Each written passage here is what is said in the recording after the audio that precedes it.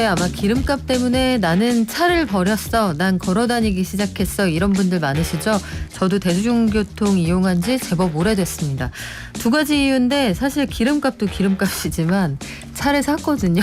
안 나옵니다. 언제 나오는지 물어봤더니 넉넉하게 해가 바뀐다 이렇게 마음을 먹고 있으렴, 이런 얘기를 며칠 전에 들었는데 새 차를 타고 싶어도 대기 기간만 1년 넘는 경우가 다반사예요. 그렇기도 하고 이렇게 천신만고 끝에 차를 받았는데도 하자가 있다, 이런 경우가 많다고 하거든요. 그런데 이상하게 되게 비싼데 차는 교환 환불을 되게 안 해줍니다. 내가 사는 것 중에 집담으로 비싼 건데 말이죠. 이럴 때 어떻게 하면 좋을지 소비자가 만드는 신문의 조윤주 기자와 함께 알아볼게요. 안녕하세요. 안녕하세요. 자, 조 기자님, 새 차를 샀는데 얼마 되지도 않아서 하자가 생긴다. 너무너무 속상할 것 같은데 어떤 일이 있습니까? 네, 소비자들은 자동차를 전문가만큼 잘 알지 못하는데요. 차를 받을 때 보이지 않는 부분까지 일일이 확인하는 건 사실상 불가능하다 보니까 이렇게 속수무책으로 당하는 일들이 많습니다.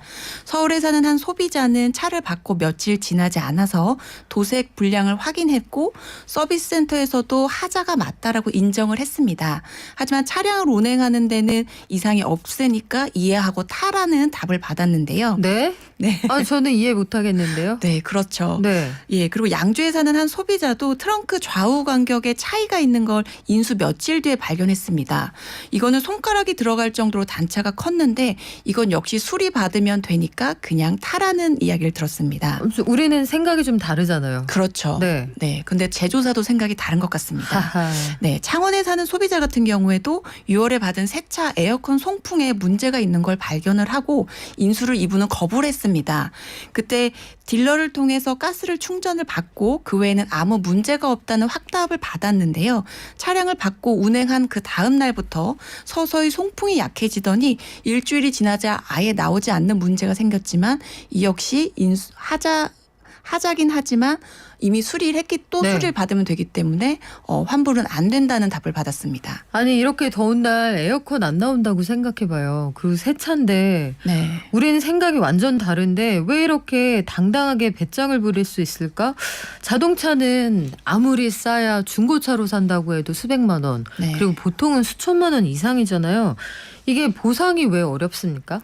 예, 제조사들 입장 같은 경우는 일단 소비자가 차를 받으면서 상태를 확인하고 인수 도장을 찍은 만큼 수리 이외의 환불이나 보상은 어렵다는 입장입니다. 특히 도장 같은 불량이 많이 발생을 하는데요. 도장이나 단차 같은 문제는 출고 후에도 수리하면 가능하기 때문에 이 경우에는 환불을 해줄 수 없다는 입장이고요. 만약에 부품 위치가 바뀌었다거나 하는 중대한 문제의 경우라면 즉각 조치할 수 있지만 도장이나 단차 같은 주관적인 영역 그리고 주행하다가 생길 수 있는 문제 같은 경우에는 수리 외에 다른 보상은 해주기가 어렵다는 입장입니다. 또 출고 초기에 결함을 발견했다 해도 생명의 위협을 느낄 정도의 결정적인 문제가 아닌 이상 차를 교환받기 어려운 상황인 건데요. 일단 레몬법이 2019년부터 도입은 됐지만 반복적인 고장이 이루어지는 경우에 한정되고 단순 도장이나 단차는 여기에 해당되지 않기 때문에 이런 문제는 계속 나올 것 같습니다. 반복적 고장이 이루어지는 경우에 한정된다. 그러면 엄청나게 스트레스 받고 차가 제대로 안 굴러가야 바꿔준다, 이런 얘기인데 세상에 이런 법이 어디 있나 싶어요. 제도적으로 이거 좀 바꿔야 되지 않을까요? 네, 사실 제도는 마련이 되어 있는데 아마 현장에서는 실행이 잘 되지 않는 것 같습니다.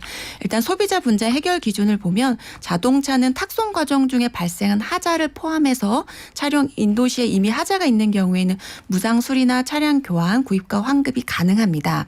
다만 판금 도장 같은 육안으로 식별이 가능한 하자 같은 경우에는 차량을 인수하고 7일 이내에 이의를 제기하셔야 이 보상을 받으실 수 있고요.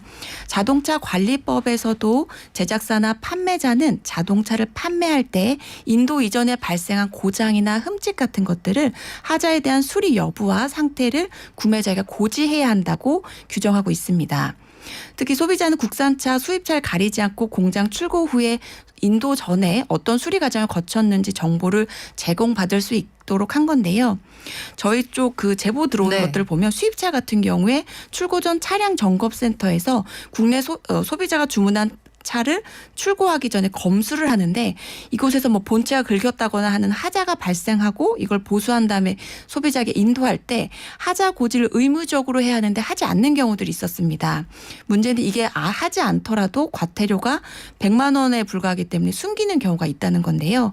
일각에서는 과태료를 좀 더 올려야 한다는 주장도 그래서 나오고 있고 업체 같은 경우에도 품질에 좀 더 신경을 쓰고 해야 소비자가 보상을 작게나마 받을 수 있지 않을까 싶습니다. 맞는 말씀이네요. 이게 속여서 얻는 이익보다 그 손실이 크다라고 생각이 되면 자연스럽게 규정이 될 텐데 사회 전반적인 분위기가 그렇게 흘러가는 건 맞는 것 같습니다. 최근 들어서 규정을 어길 때 벌이 엄해진다. 뭐 이거는 좀 과외의 얘기입니다만 촉법소년 얘기도 마찬가지고요. 해서 이게 새 차를 받았는데 주행거리가 찍혀 있는 경우도 있다. 이거 진짜 황당할 것 같거든요. 네. 보통 그 차 뭐라고 합니까? 큰 차에 어부바에서 데려다 주잖아요. 네. 그 차는 전문용어로 뭐라고 하죠? 트레일러라고 합니까? 저는 트레일러로 알고 있습니다. 그래요. 그 어부바해서 갖다 주니까 주행거리가 찍혀 있을 리가 없을 것 같거든요. 탁송을 요청해서 부산에서 갖다 주세요. 뭐 이런 경우가 아니라면. 근데 이런 일은 왜 생기나요? 네, 이게 신차를 인도받았는데 그 주행거리가 수십에서 많게는 100km가 넘는 경우에 사실 소비자 입장에서는 찜찜한 마음이 드실 텐데요. 서울에 사는 한 소비자도 새 차를 받았는데 누적거리가 무려 65km가 찍혀 있었다라고 합니다. 아유, 멀리도 가셨네요. 네. 근데 업체에다가 항의는 했는데 이미 인수 도장을 찍었기 때문에 교환이나 환불을 받을 수 없다라고 이야기를 했는데요. 이 소비자의 사례가 아니더라도 차를 처음으로 구입한 소비자 같은 경우에는 왜 주행거리가 0km가 아닌 거에서 좀 당황하는 경우들이 있습니다. 이 신차 누적 주행거리가 0km가 아닌 것은 여러 가지 이유가 있는데요. 탁송기사가 말씀하신 것처럼 차를 몰고 배송할 때 자연스럽게 올라가는 경우도 있고요. 수입자 같은 경우라면 해상 운송을 하는 과정에서 여러 경로로 또 주행을 할 수밖에 없다 보니까 국산차보다는 주행거리가 더 많이 찍혀 있다고 합니다. 또 소비자가 직접 출고장으로 가서 인도를 하는 경우에도 0km 차량은 보기가 힘듭니다. 제조사에서 차량을 완성한 후에 주행 테스트를 포함한 초기 품질 검사를 진행하기 때문인데요. 오히려 0km가 찍혀 있다면 검사가 제대로 진행된 게 아닌지 한번 의심해 볼 여지도 있습니다. 아, 그렇군요. 이거 어부바차가 어떤 이름인지 요거 전문 용어 전국에서 보내주시네요. 전문 용어로 카 캐리어라고 합니다. 아, 그렇군요.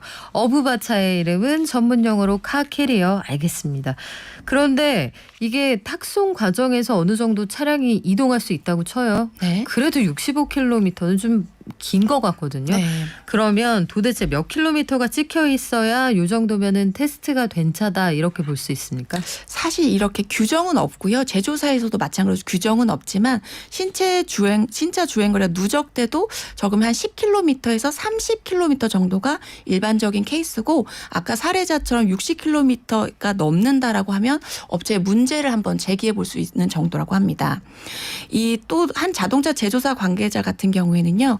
이게 시승차나 연구소 테스트 같은 경우에는 키로수가 늘어나 있을 수 있기 때문에 이런 차를 만약 구매하신다면 조금 할인이나 이런 걸 받을 수 있다고도 하시고요. 만약에 누적거리가 생각보다 많다 하면 인수 거부도 가능하니까 사인을 하시기 전에 한 번 더 꼼꼼히 이 부분까지 살펴보셔야겠습니다. 네, 꼼꼼히 봐야 될 거 되게 많은데 차를 구매할 때 소비자들이 어떤 걸 꼼꼼히 보면 좋을까요? 네, 수입차 같은 경우에 특히 선등록 방법으로 구입하시는 경우에는 특히 더 신중을 하셔야 되는데요. 이게 차량이 준비되기 전에 미리 번호판을 발급받아서 빠른 출고를 받을 수 있는 방법입니다. 일부 소비자들이 이런 방법을 택하기도 하는데 이게 만약 차량 상태가 불량이더라도 차량 대금을 미리 지불하고 차량도 등록이 된 만큼 인수 거부가 불가할 수 있기 때문에 주의하셔야 합니다. 또 신차 검수를 할 때는요. 영업사원이나 탁송기사 옆에서 꼼꼼히 체크를 하셔야 합니다.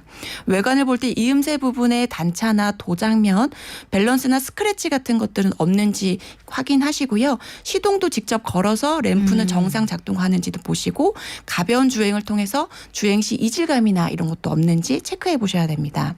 또 현실적으로 피해를 방지하시려면 요즘은 구매 동행 서비스나 뭐 인수 대행 업체들도 있으니까 네. 전문가와 함께 확인해 보시는 것도 좋을 것 같습니다. 네, 지금까지 소비자가 만드는 신문의 조윤주 기자였습니다. 고맙습니다. 고맙습니다.